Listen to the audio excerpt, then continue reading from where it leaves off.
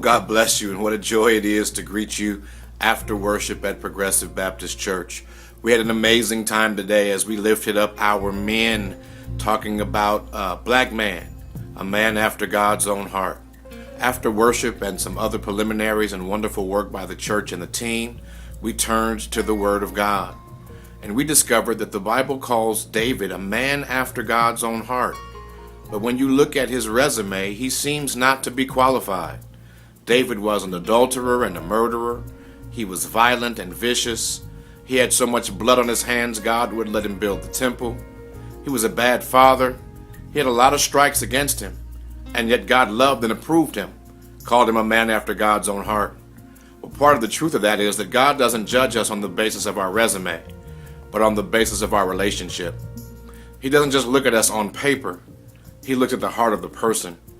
And we discovered from Psalm 51 three things that are characteristics of David's life that caused him to overcome his resume and be stronger than he looked on paper. First of all, David was a responsible man. Psalm 51 declares that David took responsibility for every aspect of his sin. He didn't blame others. He didn't put it on other people. He didn't make excuses. He stepped up to the plate and said, I'm responsible. And responsibility is more than saying I'm sorry.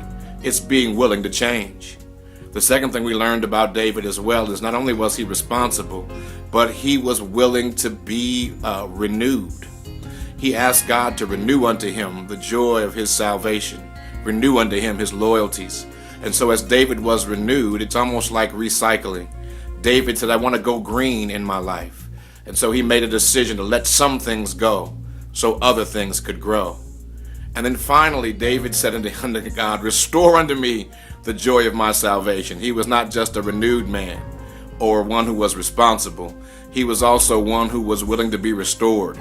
And that means he allowed God to strip him down to his base elements, look over his history, find out what his destiny was, and then make him all over again.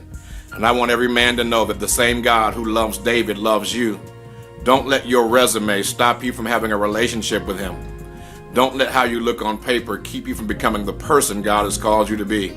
If you'll be responsible, if you'll allow God to renew you, if you'll allow God to restore you, you can be a man after God's own heart. I love you with the pastor's heart. Let's go up next week to higher heights. See you next time. God bless you. Peace.